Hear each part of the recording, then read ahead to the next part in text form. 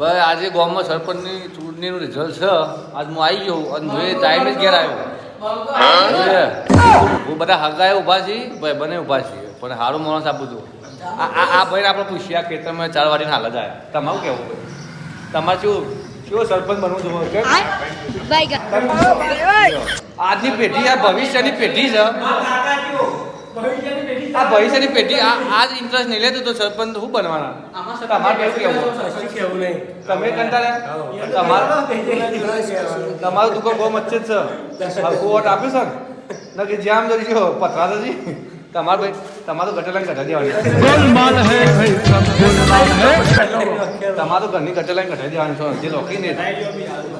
તમારું કેવું? અત્યારે નવો શર્ટ નવા અમે કૂતરું મળી ગયો તો સરપંચને જોઈન કરો. સરપંચ તમારું કેવું? કોઈ સરપંચ બનવું